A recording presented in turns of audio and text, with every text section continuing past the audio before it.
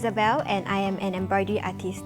I stumbled upon embroidery during my university years and I was entirely drawn to this art form. I love that I am able to add my own touch to everyday items such as bags and clothes. Eventually, when I graduated, I took a leap of faith to do embroidery full-time. I now create a wide range of bespoke embroidered gifts for my clients and teach embroidery to others as well. Embroidery is extremely therapeutic for me. It forces me to slow down, and it taught me that it is okay to make mistakes both in my art and my everyday life. Of course, it hasn't been an easy journey, especially since it is considered quite an unconventional career. But I am extremely blessed and happy to be able to do what I love as my job. Many of us have been stuck at home a lot recently, and it can get boring facing the same four walls every day. Sometimes it helps to disengage a little and try to focus on something new for a change of pace. I am here at Scantic today to bring you something simple that you can try out at home. Using something as simple as a sofa cover, like this one from Scantic, you can add your own personal touch just to break the monotony or to freshen up your living room. If you have a Scantic sofa and want to embroider on your own sofa cushions, you can always remove your covers and work on them too. I tend to lean towards minimalist designs and neutral earth tones for my art. I like to embroider things related to nature, especially flowers and plants. Since Scantic's furniture designs are clean and simple and made of thick wood, our brands match very well together.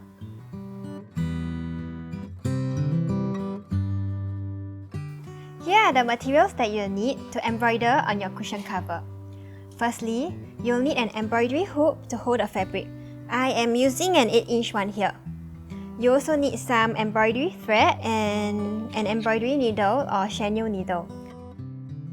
I am using DMC brand for both needle and thread. Optional, but if you need some help to thread your needle, you can also use needle threaders like this. This is how they look like. I am selling hoop, needle and needle threader on my website. So if you need any additional materials, you can always head over there to purchase. For thread, you can find them at major local art stores. They have a wide selection for you. This will be the design that I'm doing today. I'm going to show you how to stitch these simple floral monograms. The one that I have here is the letter L, and the one that I'll be working on later will be the letter I. I have already drawn on the design with a pencil. You can also use a water-soluble marker or a chalk pencil like this. You can find a font that you like online, print it out according to the size of your cover, and trace or draw it on the fabric. Okay, so let's attach our hoop to the fabric and get started. So you want to put the inner hoop inside the fabric cover. Align it to the middle where your drawing is. And then place the outer one above it and press it down firmly.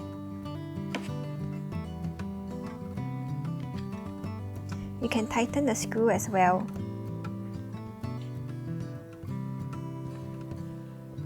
It should sound like a drum. I'm using a brown for the outline of the letter. So I'll just pull out the thread, a suitable length, and snip off.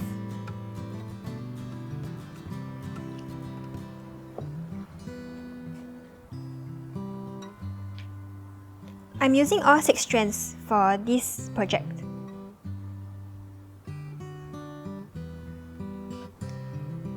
I'm going to tie a knot over here, and you can double knot if you like.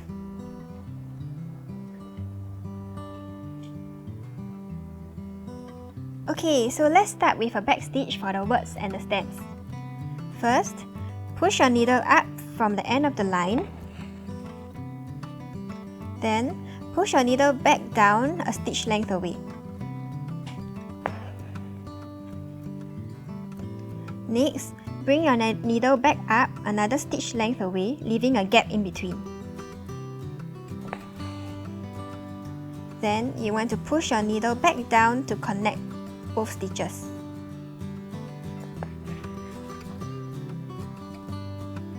Keep stitching forward, then going back to connect the stitches. Do this for the whole letter. Okay, so some of you might ask me how long your stitches should be.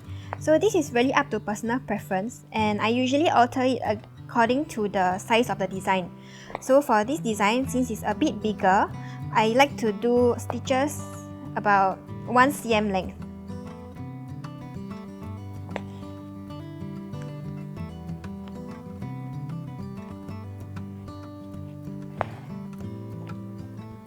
When you reach the end of your thread like I have, you can just complete your last stitch, flip it to the back, and tie a knot.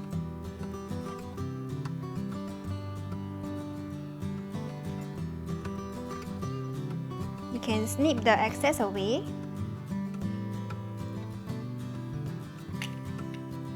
And thread your needle with a new set of thread, and you can continue where you left off.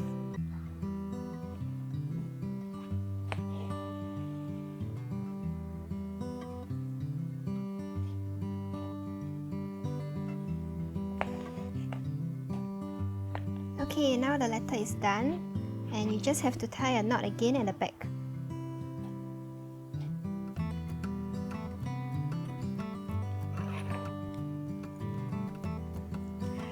Some people think that things like embroidery and teak wood are only for an older audience, but that's not necessarily true.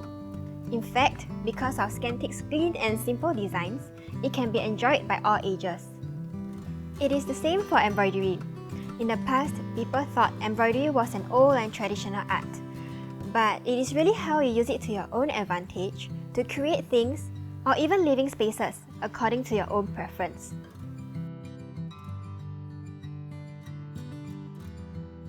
Okay, so now let's do the stems. We will be using the back stitch as well, but in a different color. So I'm using green since it's the color of the stem.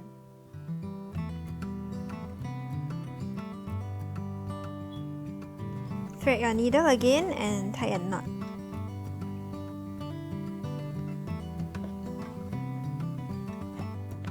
So I like to start from the bottom of the letter and move upwards.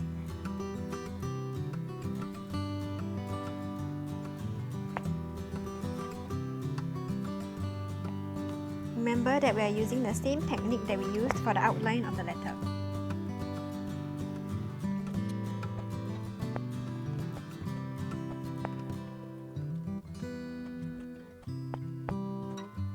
Next, let's do a satin stitch for the leaves and for the flower buds. This is what they should look like. So the leaves over here and the pink flower buds over here. This is a unique satin stitch because they should be all connected at one point. So let me just use my needle to show you. They're all connected at this point here. Same for the flower bud. For the leaves, we are using a green thread again, the same one that we used for the stem.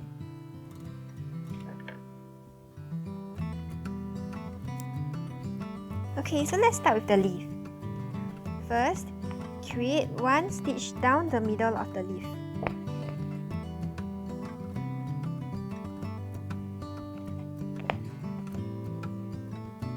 Then, go to the left and bring your needle up here to make a shorter stitch according to the curve of the leaf.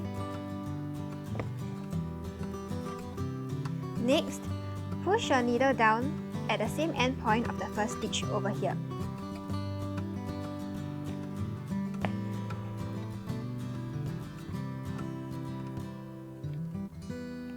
Repeat the same on the right, creating a shorter stitch that ends at the same end point. You will then have 3 stitches ending at the same point over here, thus creating a leaf. Do this for the rest of the leaves as well. Once you're done with all the leaves, you can start to fill in the flower buds using the same stitch that we used for the leaves. So you can use a pink color, which is what I used for all my covers, or you can use any other color that you like.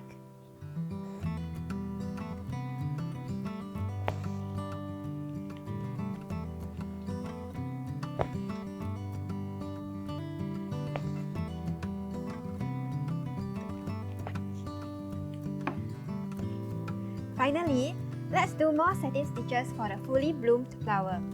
So the satin stitches for this flower are all separated and are not connected to one point like the flower buds and the leaves.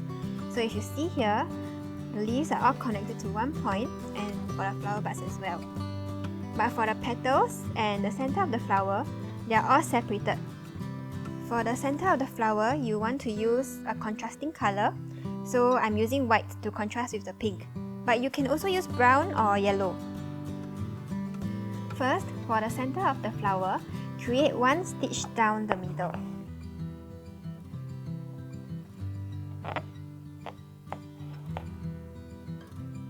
Then another on the left, right beside the middle stitch.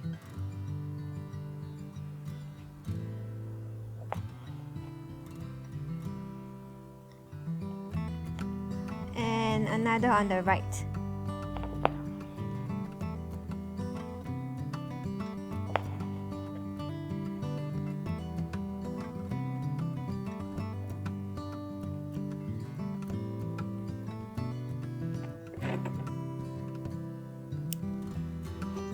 Now that this is done, you want to fill in the rest of the petals with the color that you chose for the flower buds. So I'm using this pink over here.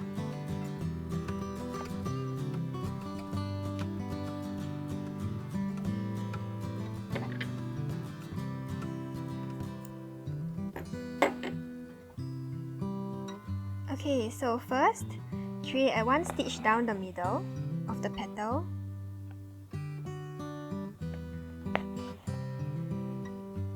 Then create a stitch that is along the curve of the petal, right beside the middle stitch. Remember that they are all separate stitches and not connected.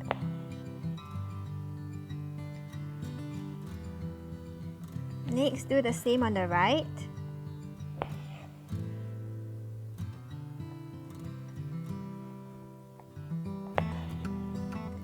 And then the left again and the right again.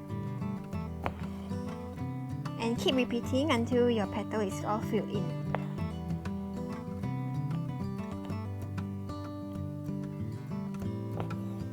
I am making stitches back and forth because I find that it is easier to gauge and create a more balanced shape this way. You will notice that your stitches become shorter at the sides to follow the curve of the petal. Just continue doing this for the rest of the flower petals.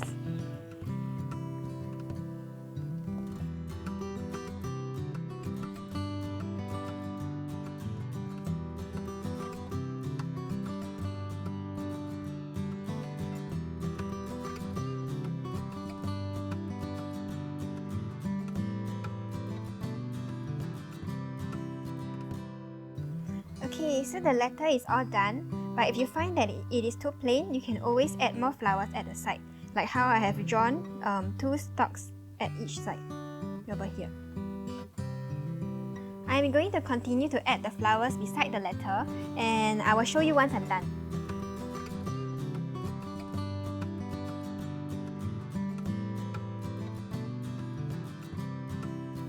One thing I like about embroidery is that it is a really great way to give our pre-loved items a new look. Clothes, shoes, and even furniture can be given a new life with a few simple touches. Embroidery is also something that is easy to maintain, so even if you have embroidery on your Scantic sofa covers, cleaning is as easy as throwing your covers into the washing machine.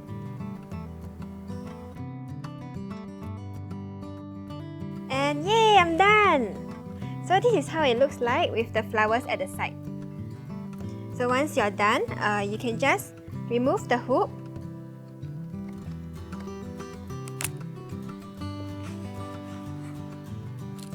Put it one side. And fit your cushion in. So there will be some hoop marks over here, but don't worry because they will just go away on its own. If you are very bothered by it, you can always lightly iron. At a time like this, when many of us are still stuck at home, this is a fun little project to do together and appreciate the little things with the ones we care about. I hope you had fun with this tutorial today. If you have any questions, feel free to DM me on Instagram. For more of my designs, you can visit isabellimdesigns.com, and for more teak furniture in Scandinavian designs, visit scanteak.com.sg. Stay safe, stay home, and I hope this new skill will become a new hobby for you. Do tag us with your completed art pieces. We would love to see them. Bye bye!